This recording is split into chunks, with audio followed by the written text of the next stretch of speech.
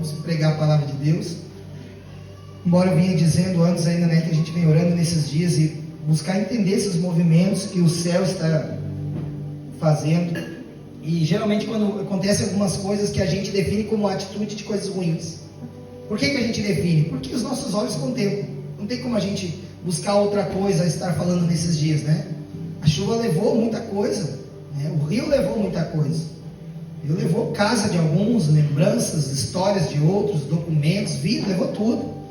E junto daquilo que levou também nos deixou trauma, deixou, né, medo, angústia. Agora qualquer chuva que dá a gente já fica receoso, né? A gente já vai todo dia lá já olhar na meteorologia para ver como é que está o tempo, se é chuva, quantos milímetros. Por quê? Porque nós estamos vivendo as consequências daquilo que nós ainda estamos vivendo, né?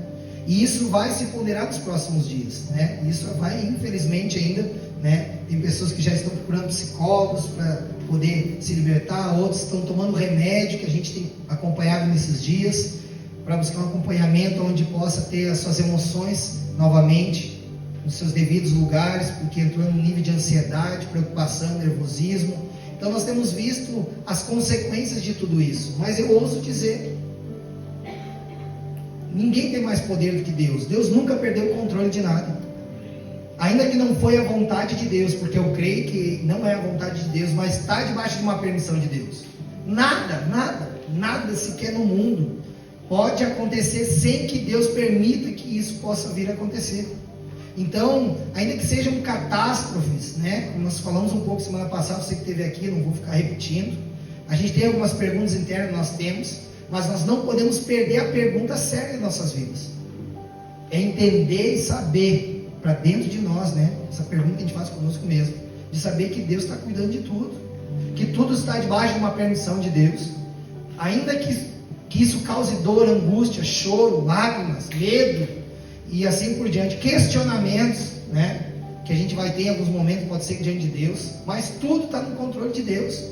Não há nada no mundo que vai provocar Deus se perder. Deus não é como nós seres humanos, que estamos diante de uma luta, de uma dificuldade, a gente bota a mão na cabeça e vai dizer, meu Deus, e agora o que vai ser da gente? E agora o que vai acontecer? Meu Deus, diante de tudo isso, a gente já começa a calcular os danos, as perdas, os prejuízos, né? A economia, né? A gente toma a dor do necessitado, de ver as angústias que estão vivendo, a gente tem empatia, se coloca no lugar. E algumas perguntas a gente faz de forma interna, inclusive também quando a gente dobra o joelho para orar. E a gente quer descobrir, mesmo que a gente não consiga, porque nunca a cabeça de um ser humano vai conseguir entender o agir e o querer de Deus, e o fazer de Deus. A soberania de Deus, ela vai muito mais além de tudo aquilo que nós podemos pensar e imaginar. Porque Deus é Deus. Nós como seres humanos temos as nossas limitações, mas nós precisamos entender algumas coisas. E dentro dessas Deus está no controle de tudo. Você pode dizer amém por isso? Amém. Quando você entra nesse lugar, ainda que você não entenda, mas reconhece o Senhor, você começa a entrar em lugar de descanso no seu coração, na sua alma. O seu espírito se aquieta. Porque você, a partir desse momento, você vai começar a confiar e dizer, ainda que, né, possa acontecer tudo aquilo que poderia ser de pior, mas eu ainda ouso acreditar, confiar no Senhor. E eu tenho uma palavra para compartilhar com a igreja nessa noite, que é no livro de Mateus, capítulo de número 25.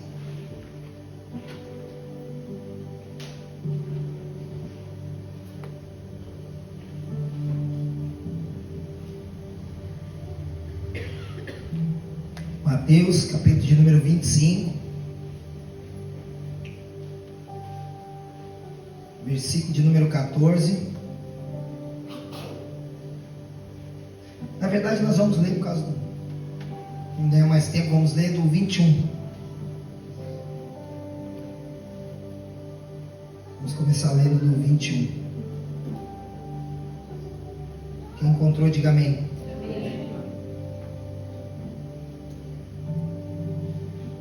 Nos diz assim, a sua Bíblia, não sei se tem subtítulo, né, mas fala a parábola dos talentos, ou dos 10 talentos, algumas escrituras vão dizer.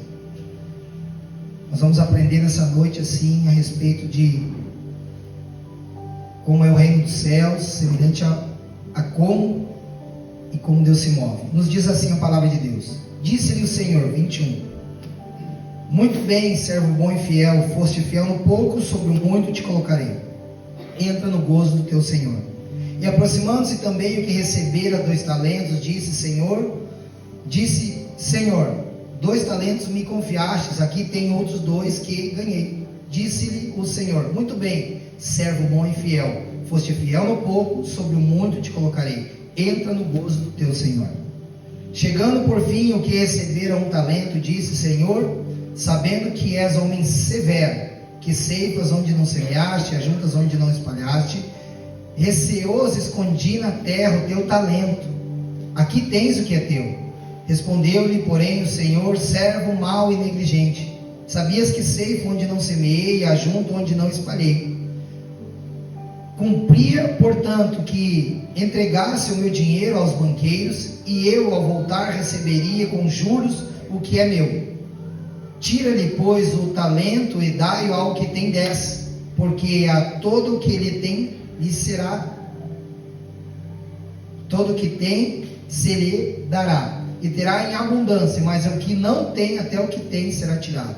E o servo inútil, lançando-o fora nas trevas, ali haverá choro e ranger de dentes. Amém? Corri só um pouquinho. Essa palavra nos comunica muito, e principalmente como um reposicionamento. Eu vejo ela como uma forma de Deus trazer os valores daquilo que o céu ele começa a querer trazer como iniciativa de ensinamento e entendimento para nós. Porque a Bíblia vai dizer, ainda que ela é uma parábola, né, que Mateus está contando, e nessa parábola ele está dizendo que o reino de Deus é como se tivesse um homem, um senhor que tem posses, um senhor que tem uma terra, o senhor em que ele, diante daquela situação de ter pessoas que estão submissas a eles, de ter como conservos, servos, né, como diz aqui a Escritura, a Bíblia vai dizer então, levando nós, né, nesse momento agora, para podermos entender essa narrativa, a Bíblia vai estar dizendo que esse Senhor, ele vai sair em viagem, e a Bíblia vai dizer então que ele chega, aqueles homens, aqueles servos que compunham ali, diante da sua vida, diante de uma rotina onde faziam parte, e a Bíblia vai dizer então que num tempo de ausência desse homem, ele vai deixar riqueza sobre eles, talento sobre a mão daqueles homens. Mas uma das coisas que começa a me chamar a atenção é que esse homem, que ele se define como uma parábola, é a representação do próprio Cristo, ele está dizendo que ele está saindo num tempo de partida, que ele está indo para uma viagem, e ele vê naqueles homens, 3 homens que ele escolhe, dizendo essa parábola, falando assim, eu vou entregar talento sobre a mão de vocês. E a Bíblia vai dizer de momentos muito peculiares, que ela vai refletir dizendo assim, ó, ele olhou aqueles homens e entregou a cada um segundo as suas capacidades.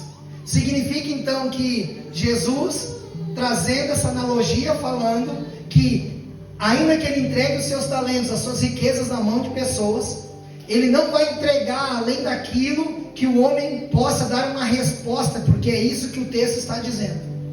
O Senhor está dizendo através, nesse início, nesse ponto de partida dessa escrita, Mateus está relatando como um ato de afirmativa, dizendo, o Senhor está em partida, mas ele deixou valores, ele deixou riqueza para os seus filhos na terra, e diante disso que ele separou esses homens, e a Bíblia vai dizer então que segundo a capacidade de cada um deles, o Senhor chamou e disse assim, a este eu vou entregar 5 talentos, e aí ele entrega na mão daquele homem, e aí vem o segundo, e a Bíblia diz então que ele entrega 2 talentos na mão daquele segundo homem, e vem o terceiro, e a Bíblia diz então que como era dado a cada um segundo as suas capacidades, o Senhor ele vai olhar naquela terra, ele vai entregar 1 talento apenas na vida daquele homem.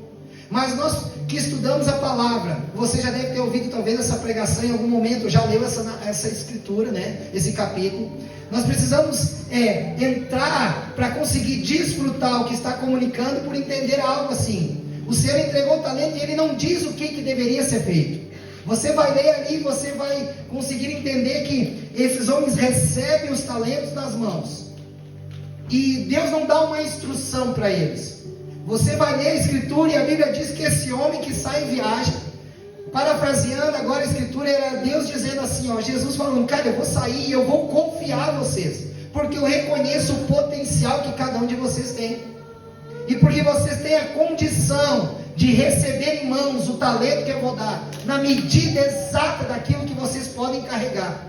Eu estou dizendo que eu vou sair, mas eu quero que vocês sejam os meus representantes a partir de agora.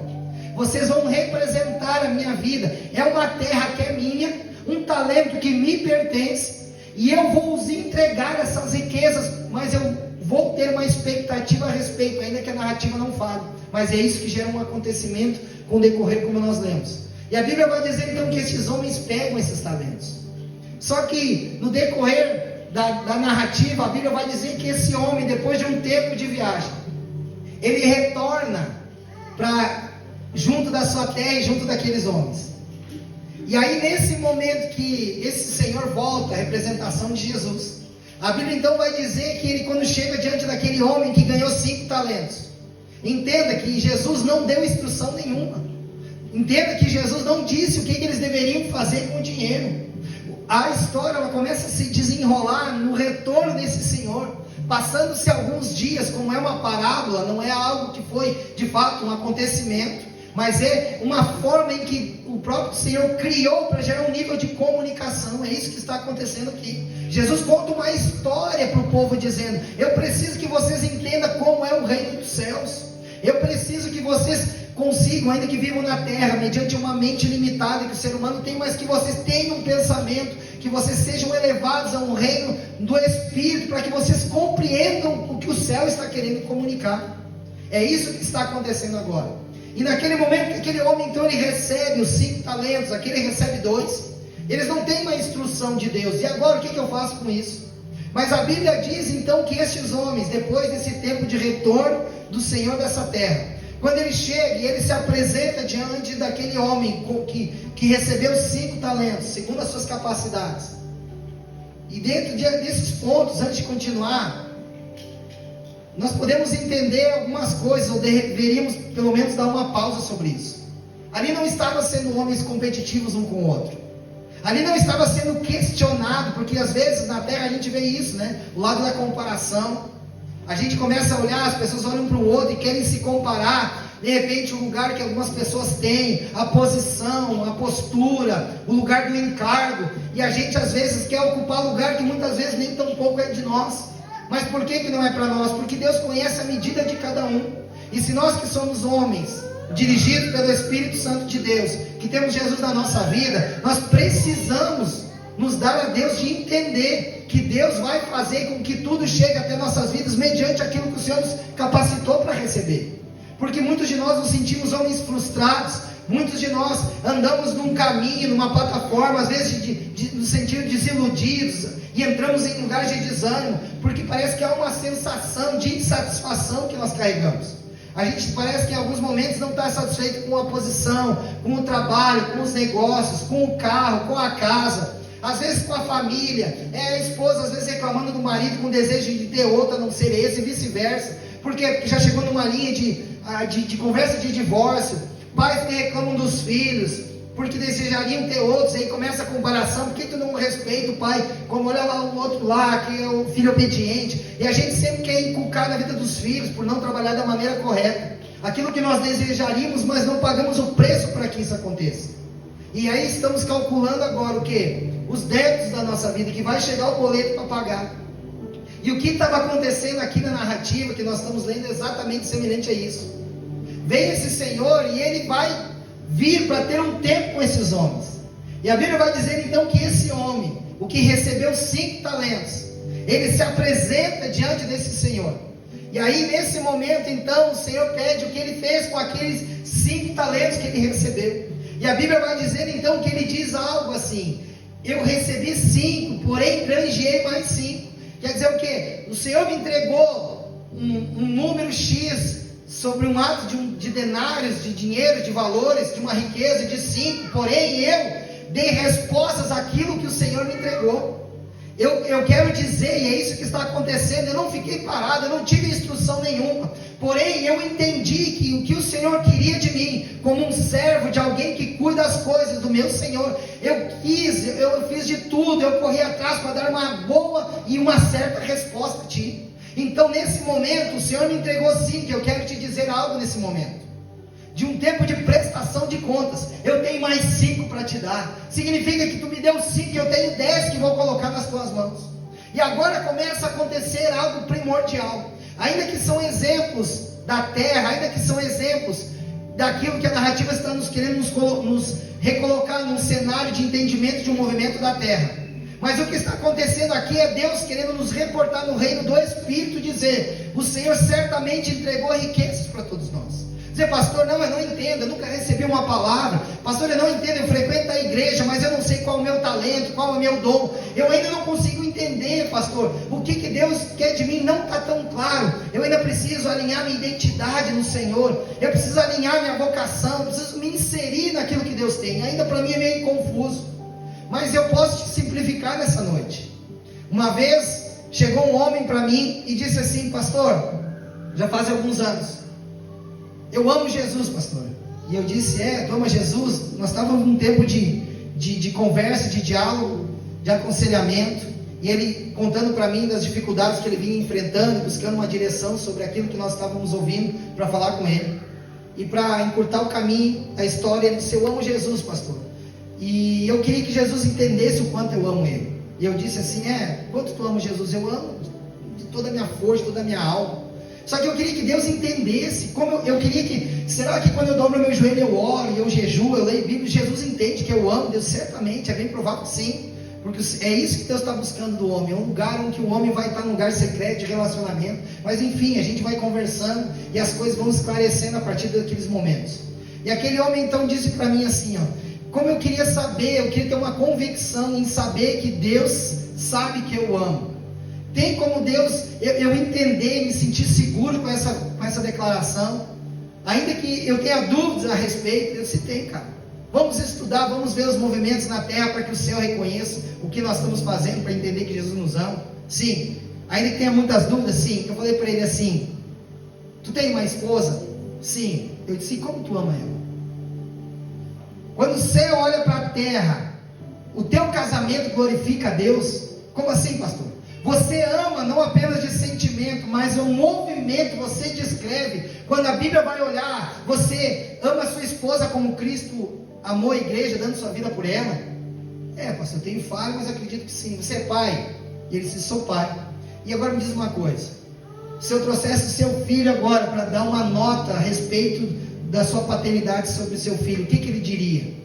Disse: pastor, sabe que eu nunca perguntei isso, mas o que você acredita se você fosse dar uma nota? Pastor, tem muitas falhas, mas eu acredito que eu tenho feito um bom papel, ainda que eu tenha desejado por muitas vezes. E eu disse: cara, e aí eu fui indo: você tem empresa, você trabalha? Não, eu sou funcionário. E como é que você tem sido como um funcionário dentro daquela empresa? Você tem honrado seu patrão?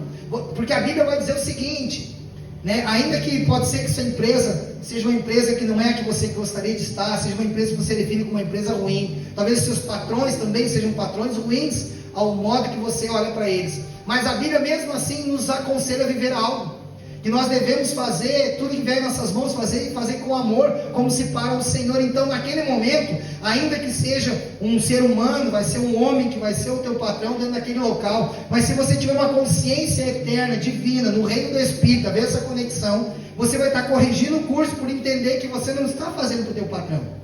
Todo o teu trabalho, todo o teu desempenho, você saindo de casa, motivado para dar o seu melhor a cada dia, você está fazendo para Deus.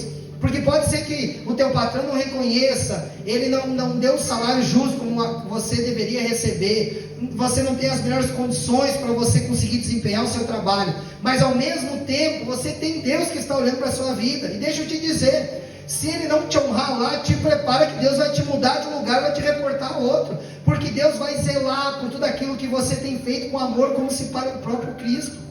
Então significa o que? Nós não vamos encontrar justificativas e nem tão poucas desculpas, porque se tudo que nós fazemos motivados por uma convicção daquilo que estamos fazendo, que é um cumprimento de um propósito, nós não vamos ter desculpa de dizer: o homem não reconheceu, o homem não me aplaudiu, foi o meu líder que nunca me falou nada, nenhuma palavra positiva, os meus pais que me deixaram. Você nunca vai encontrar sequer, biblicamente, um respaldo para você encontrar uma bengala para você ter como se apoiar. O meu pastor não me reconheceu, eu sempre estive lá, nunca ninguém chegou e falou uma palavra para mim, nunca ninguém me agradeceu. E é uma falha. Tomara que isso não esteja acontecendo. Mas mesmo assim que isso não aconteça, a pergunta sempre vai ser: tudo que você faz, e faz o que faz, você faz para quem? Para Deus ou para o homem? Porque quando você faz isso, você entende algo: eu amo a minha esposa, ainda que talvez ela não me dê tudo aquilo que eu espero dela, mas eu não faço diretamente, eu faço para Deus.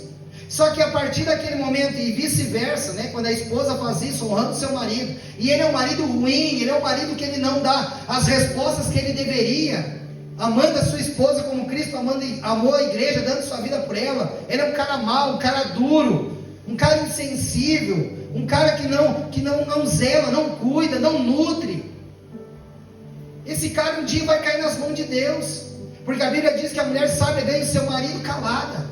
E da mesma forma, com contrapartida, pode ser que seja uma mulher, né, que desonra o marido, pode ser que seja uma mulher insubmissa.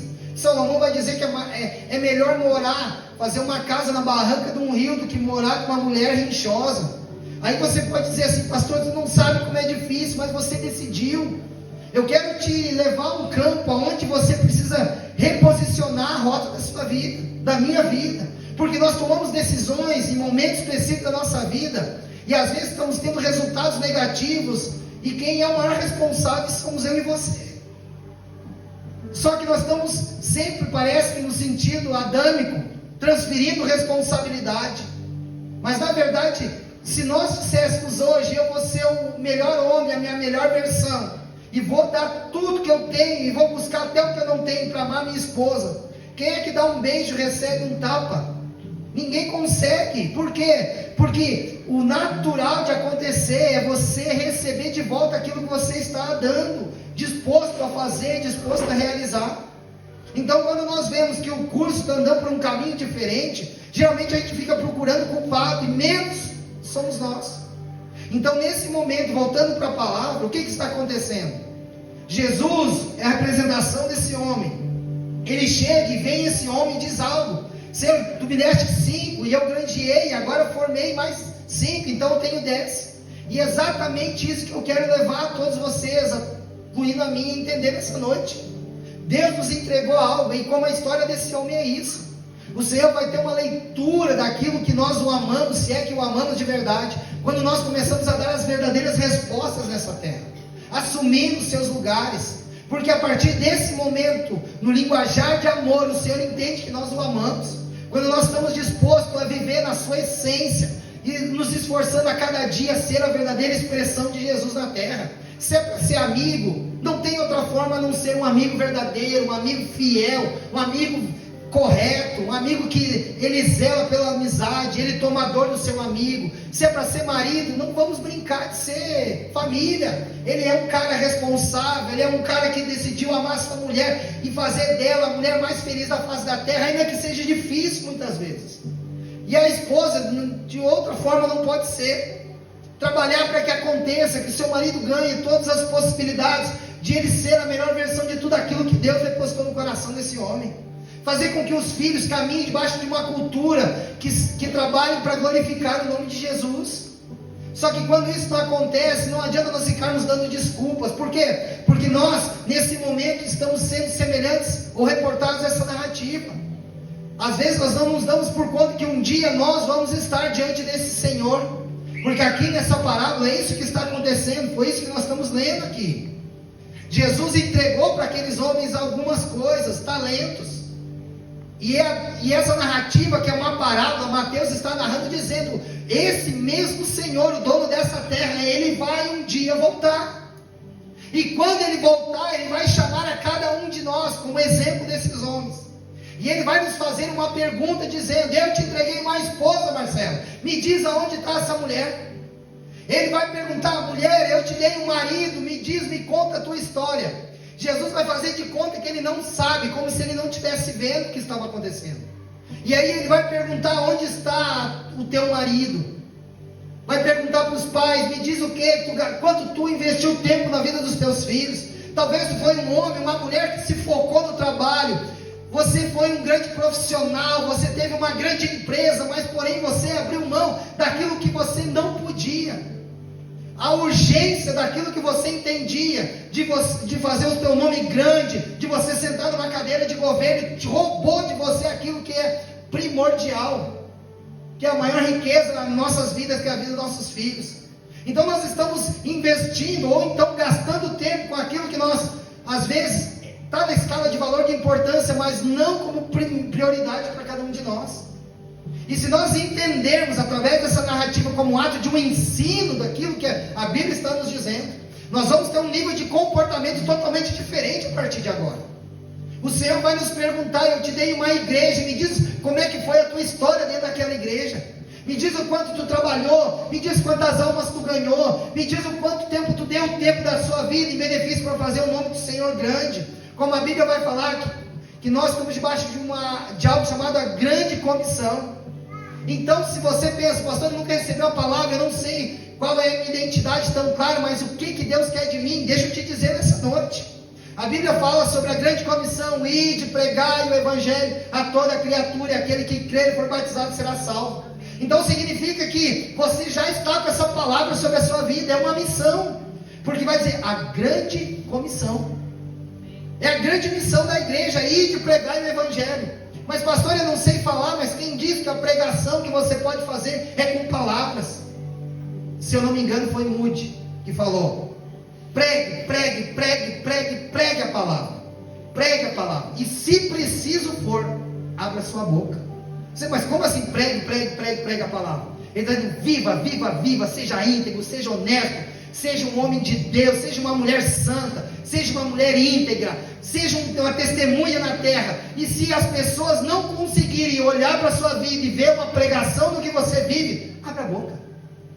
Significa que ele está colocando uma escala de valor, que a nossa maior pregação de pregar o evangelho não é quando nós vamos pegar no microfone, quando nós vamos pegar e sair nas ruas, talvez, como ato de evangelismo, que hoje está tão mudado, né? Hoje evangelismo é WhatsApp, é Instagram, não tem mais entregar o folhetinho na rua, como nós fazíamos um tempo atrás. Eu não gosto de falar essa palavra antigamente, dá uma sensação de estarmos velhos, né? Porque as coisas mudaram, mas o ímpeto não deveria ter mudado. O desejo de levar as pessoas a se encontrar com Jesus na vida do crente continuaria e deveria ser o mesmo. E o que está acontecendo aqui é exatamente isso. Nós aprendemos nessa noite que um dia seremos, e eu não vou usar essa palavra para não ser de forma ofensiva, mas um dia Jesus vai chegar diante de mim e vai dizer: Marcelo, vem cá, cara, lembra aquela palavra lá que tu pregou? Lembra, talvez, para mim ele vai dizer que eu preguei. Ele vai dizer: lembra vocês que estiveram lá na igreja, na Casa Farol, naquele domingo, hoje é 27, isso? 26, num domingo, e você ouviu a mensagem dizendo, o pastor usou uma analogia, né, dizendo, trazendo, explorando para esses dias, que o Senhor um dia vai nos chamar o tão devido, para não dizer temido, embora a Bíblia diz grande e terrível é o dia, quer dizer, grande para alguns, mas terrível para outros, que vai ser a história do nosso data show. Pensa Jesus sentando nós numa cadeira na frente, e a partir desse momento que Jesus está ali, Jesus nesse momento vai estar do lado, e vai passar o filme da nossa vida no telão. Vai aparecer muita coisa boa, vai aparecer nós adorando, nós servindo, nós estendendo a mão nesse, vai aparecer, mas nós vamos ser tão envergonhados, porque o Senhor também vai passar no telão tantas coisas que nós deixamos para trás, tantas coisas que nós priorizamos na frente de Jesus, tantas coisas que nós gastamos, demos o nosso tempo, e não foi para Jesus que isso aconteceu, não foi beneficiado pessoas, não fazia parte da missão daquilo que Ele nos confiou. E isso vai gerar o que? Um julgamento, porque se nós vamos ler e vamos finalizar depois dizendo aquilo que aconteceu na vida desses homens, nós estamos aprendendo nessa noite que está descrevendo algo a partir desse momento. Aqueles que entenderam daquilo que receberam, trabalharam para multiplicar, A Bíblia vai dizer que esse homem, esse Senhor vai dizer algo para eles: servo bom e fiel.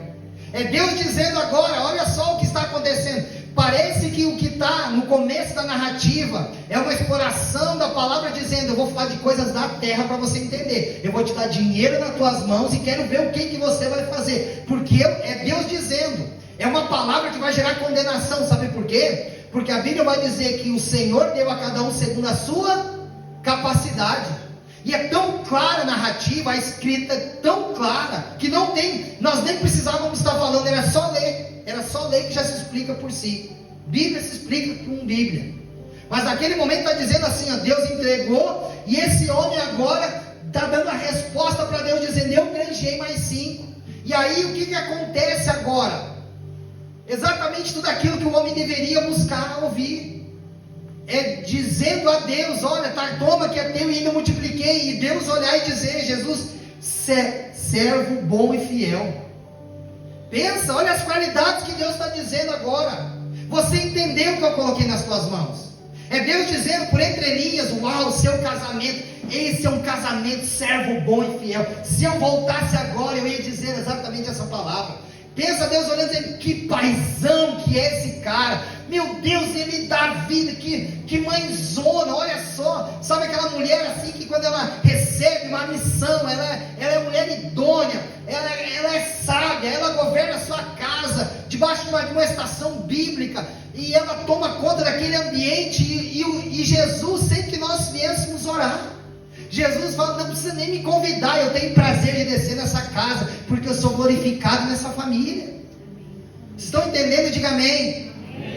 Então nesse momento, o que está acontecendo é verdadeiramente uma resposta disso tudo que nós estamos falando. Esse Senhor dizendo: eu dei 5, e agora aquele que recebeu 5 já granjeou mais 5, e ele ouve algo de Deus. Então, servo bom e fiel. Deus está dizendo, olha as qualidades daquilo que está acontecendo.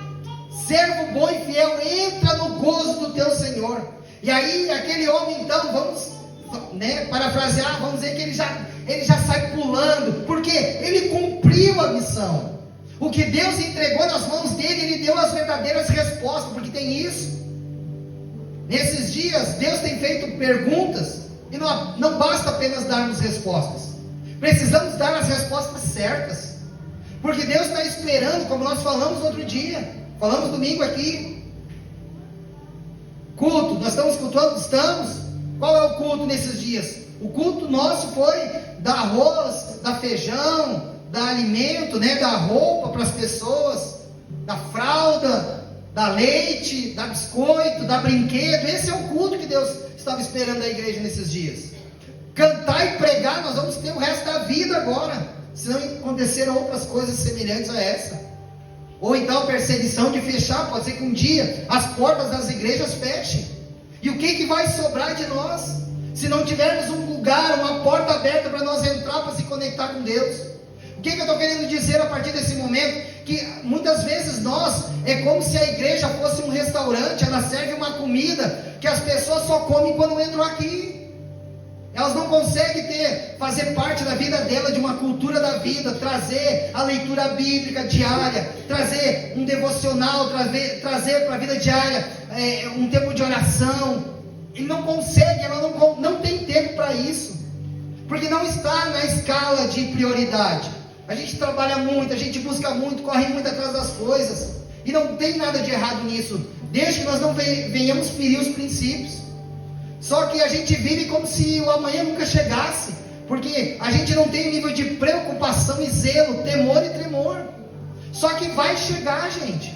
Chega todo dia para uns, para muitos esse dia chegou agora. Quantas pessoas perderam a vida? Então quando a gente fala da volta de Jesus, não necessariamente ele vai vir nesse tempo, nessa noite, ou amanhã de manhã, e vai vir e arrebatar a sua igreja. Pode ser que a qualquer momento um de nós venhamos partir, como muitos partiram nesses dias.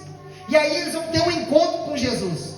E nesse momento do encontro é que eu penso, exatamente nesse momento que eu penso, se eu partisse hoje, e Jesus botasse eu sentado na cadeira e passasse no telão da vida, a minha vida, e eu ia dizer o que? Jesus, eu sei que o Senhor tinha sobre mim, mas Ah, Jesus, eu trabalhei muito. Ah, Jesus, eu sei que eu não fui o marido, eu sei. Não vai ter mais tempo.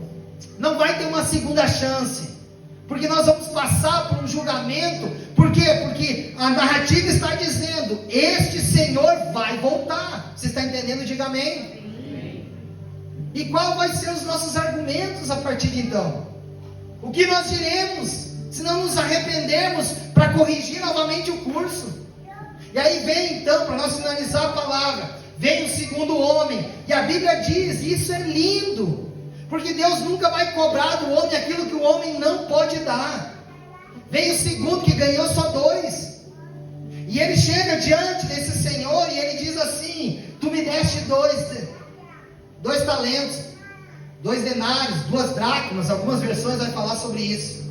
Porém, eu granjeei mais 2, então agora eu tenho 4. E se você for olhar, o outro ganhou de 5 foi a 10, ele de 2 a 4.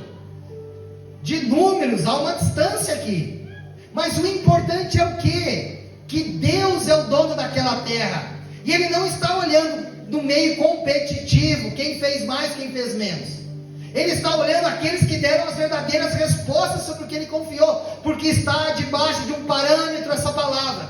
Deus deu a cada um segundo a sua capacidade.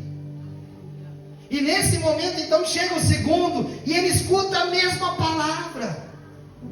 Não mudou sobre aquele que de 5 granjeou mais 5. A palavra foi a mesma: servo bom e fiel. Foste fiel no pouco, no muito te colocarei, e entra no gozo do teu Senhor. O Senhor está dizendo: as minhas expectativas ao teu respeito foram supridas. Ainda que eu não disse o que tu precisava fazer, mas tu entendeu o que estava sobre a tua mão. O que estava sobre a sua vida, você entendeu e está dando as verdadeiras respostas. Só que a Bíblia vai dizer, lá no final, sobre o terceiro homem. E a Bíblia vai dizer exatamente, está tudo na mesma esfera, dando segundo a sua capacidade. Significa que naquele momento, então, aquele Senhor da terra viu: você tem condição de receber 1. Então normalmente 5, nem tampouco 2. Mas eu tenho expectativa a teu respeito. Eu te entreguei algo. E eu te entreguei 1. E o que tu precisa fazer? Como os teus outros irmãos fizeram, ou os outros servos fizeram. Granjearam, eles deram uma resposta, mas você foi como um homem covarde. É isso que está falando. As palavras são minhas agora, tá? Mas você foi como um homem nécio. Você foi como um homem negligente. E você sabe o que você fez? Porque quando chegou o homem lhe perguntou: e aí, o que tu fez com o que eu te dei? E aí ele começa dizendo coisas duras a respeito do Senhor. Você vê que os 2 primeiros não falaram, eles tinham que apresentar ao seu Senhor. Está aqui, tu me deu 5, pega 10. Tu me deu 2, pega 4. Esse terceiro não. Ele já chegou se defendendo e dizendo: eu sei que o Senhor é um homem mau e um homem severo. Tu és um homem duro, que tu cobra para uma colheita onde não foi plantado. Tu és um homem severo.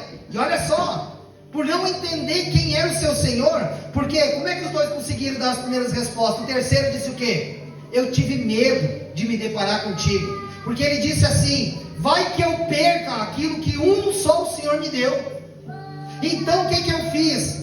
Para não perder e te devolver na mesma esfera. Tu me deu 1, eu te devolvo o teu 1. O que eu fiz? Eu enterrei para não perder. E eu enterrei, e agora eu estou te dizendo: desenterrou, toma o que é teu. Tu me deu 1, te devolvi 1. Então na matemática, esse cara empatou o jogo. Por quê? Porque ele recebeu 1, devolveu 1. Qual é o problema de devolver o que tu me deu? Eu não ganhei, mas não perdi. Então nessa matemática, tu vai me julgar de quê? Mas havia uma expectativa a respeito do Senhor. Havia uma expectativa, porque Ele deu diante a capacidade de cada um, sobre aquilo que cada um deveria dar suas verdadeiras respostas. E a Bíblia então vai dizer que esse homem devolve, e o Senhor diz o que para ele? Servo mau e negligente. Porque não deste aos bancários para fazer render esse dinheiro. E aí naquele momento então Deus começa a ter um tete a tete com aquele homem, e reposicionando, nem sei se eu posso usar essa palavra, porque Deus começa a ser duro com ele, ao ponto de dizer assim, porque o 20, O 27, olha só o que Deus diz, nós já estamos indo para o fim, amém? Quem me dá mais alguns 5 minutos aí, faz assim, 5, 10, 15, 20, e dá para fazer outro culto. Não, olha comigo o 27, quem está entendendo essa palavra aí, diga glória a Deus então. Vocês estão tão sérios, gente. O 27 diz assim, olha só o que o Senhor falou: cumpria, portanto, que entregasses o meu dinheiro aos banqueiros, e eu, ao voltar, receberia com juros o que é meu. 28. Aí, olha, a gente não gosta de ver um Jesus assim. Pensa se Jesus, não, porque às vezes é difícil ouvir uma palavra do pastor, né? Se Jesus pegasse o microfone aqui, saísse uma voz celestial, angelical aqui, né? De um timbre que não é conhecido de nós. Que às vezes o pastor fala, né? Ah, não gostei da pregação, não gostei da mensagem, não me identifiquei, achei que não foi legal, não desceu no meu coração. Acontece essas coisas. Mas olha que esse Jesus, talvez a gente, né? Não Jesus Cordeiro, Jesus Leão, porque ele vem como um cordeiro, mas agora a próxima vida é como leão, é julgamento, é faca na bota. E olha o que fala aqui o 28, o próprio Cristo falando então: tira-lhe, pois o talento, e dai o que tem 10. O 29, porque todo o que tem, porque a todo o que tem se lhe dará. Ai, Jesus querido, vou começar a ler de novo. 29, porque a todo o que tem se lhe dará, e terá em abundância, mas ao que não tem, até o que tem lhe será tirado. E o servo inútil, olha só o que Deus vai pôr, olha que aqui é a conclusão da palavra, lembra? Agora nós entramos no cerne da questão da mensagem. Tudo aconteceu para quê? Para que no final cada um ouvisse algo. Servo bom e fiel, entra no gozo do teu Senhor. Mas é aquele que não dá resposta, pastor, aquele que devolve o que recebe. Ele não perdeu, mas não ganhou, ele empatou o jogo. Como é que Deus vê esse cara? Como é que Deus vê essa mulher? Jesus chama, olha só, como é que Jesus diz? O 30. E o servo, o que diz na Bíblia de vocês aí? Inútil. Ainda bem que a Bíblia está dizendo, senão vai dizer, eu fui na igreja lá, o pastor me chamou de inútil. Eu não, estou lendo a Bíblia, amém? Amém, igreja? Amém. Inútil. Lançai-o para fora. Meu Deus. Nas trevas. Jesus diz, cara, esse cara aqui não é ser bom e fiel, não tem como entrar no gozo do Senhor. O cara que vive, já, como diz uma expressão, a pessoa vive a vida inteira na terra longe de Jesus, mas morre e vai para o céu. Viveu a vida inteira na drogadição, a vida inteira nas coisas erradas da vida. Não vou ficar falando coisa aqui que a gente sabe que eu estou dizendo. A vida inteira na terra do cara, ele não deu respostas. A vida inteira, o cara, quando eu digo a mulher, enfim, o ser humano, ele não granjeou, porque Deus quer que a gente granjeie o que ele nos entregou. O que é o granjear, pastor? É a melhor versão que eu tenho. O meu maior desafio é formar uma melhor mulher na face da terra, da vida da minha esposa. Meu maior responsabilidade é fazer os meus filhos se tornarem filhos melhores, melhor amigo, melhor pastor, melhor servo, melhor tudo. É uma responsabilidade que eu tenho comigo mesmo, para ouvir o que eu quero ouvir, servo bom e fiel. Aí então vem o próprio Cristo dizendo: e o servo inútil lançai para fora nas trevas. E aí ele termina dizendo: e aí, como é que funciona? Ali haverá choro e ranger de dentes. E já há quem diga algo, que o maior problema do inferno não é o fogo e o ranger de dentes. O maior problema do inferno é o homem entender que ele vai ter uma eternidade sem Cristo. Essa vai ser a maior dor. Só que isso está condicionado ao que, pastor? Ao que nós lemos o tempo inteiro. E hoje, para concluir essa mensagem, o Senhor nos trouxe nesse ambiente. Todos nós estamos fragilizados emocionalmente, todos nós estamos trabalhando muito, dormindo pouco, né, nesses últimos dias, servindo pessoas. Temos um contexto negativo de instabilidade, de insegurança do que vai acontecer nos próximos dias. Mas nós, como povo de Deus, que devemos levantar a bandeira que a salvação das coisas não está no governo, não está na prefeitura, não está, a resposta de tudo sempre vai estar em Deus. A resposta de todas as coisas sempre vai estar na igreja, porque a igreja é a representação de Cristo na terra. Você pode dizer amém por isso? Só que se a igreja não está multiplicando o que Deus nos entregou, porque estamos trabalhando de forma covarde, de não multiplicar, de não assumir, de não dizer: Jesus, eis-me aqui, conta comigo. Talvez o meu maior ganho nesse momento não é ganhar alma. Não, qual é o meu maior ganho? Eu ser ganho para Jesus de novo. Talvez Deus está dizendo: não adianta também tu querer pregar para os outros aquilo que nem tu mesmo vive. Tu não é comprometido, tu não é uma pessoa que busca Jesus, tu não quer, tu fica costeando em 2, 3 pensamentos. E Jesus está dizendo: cara, você é como um mestre, que se você partir hoje, você talvez não vai ouvir o que você gostaria. Servo bom e fiel, entra no gosto do teu Senhor, porque a nossa vida descreve quem nós somos. Não adianta falarmos, não adianta dizer o que entendemos, o que nós estudamos, o que nós sabemos, se a nossa vida, como o Moody fala, pregue a palavra, e se for preciso, abre a boca. A nossa vida como uma pregação, fazendo parte, eu quero dizer mais, porque a Bíblia diz que nós somos como um membro, e cada membro conectado um ao outro forma um corpo, e esse corpo ganha vida pela cabeça. Então não tem como nós dizermos que estamos nos tornando algo, porque Jesus busca a igreja, e a igreja é a noiva, e a noiva é aquela que todos os dias ela está se limpando, todos os dias ela está lavando as suas vestes, porque a Bíblia vai dizer que é com ferro que se afia ferro. Então a Bíblia vai dizer algo, é uma representação. Jesus vem buscar uma igreja, só que uma igreja é um corpo, é um membro conectado um ao outro. Então às vezes as pessoas pensam que eu sou parte de um corpo, um membro. Você não é igreja, eu não sou igreja. Existe uma expressão errada.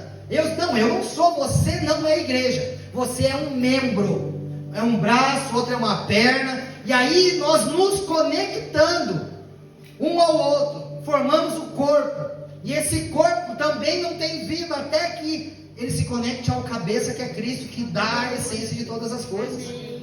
Então eu preciso entender que a minha vida, a partir desse momento, ela tem que ter um manuscrito que me guia, é o meu mapa, é o meu Waze da vida. E alguns têm que recalcular a rota, porque erraram o caminho. E pode ser que nós vamos cair nesse momento perigoso, de estarmos sendo servo inútil, porque não deu a resposta, está querendo devolver. Eu posso estar querendo devolver para Deus o que eu ganhei, e querendo achar que o empate com Jesus vai dar certo. Não vai dar. Não perdi, mas não ganhei. Toma o que é teu, servo inútil. A Bíblia está dizendo, porque não deu o 1 que tu tinha para aquele que ganhou 10. Aí Deus já está dizendo: por quê? Porque eu entrego riqueza àqueles que me dão resposta. O cara tinha 5, granjeou mais 5, ele fez 10. E agora? Então será tirado até daquele que não tem para dar com o que tem mais.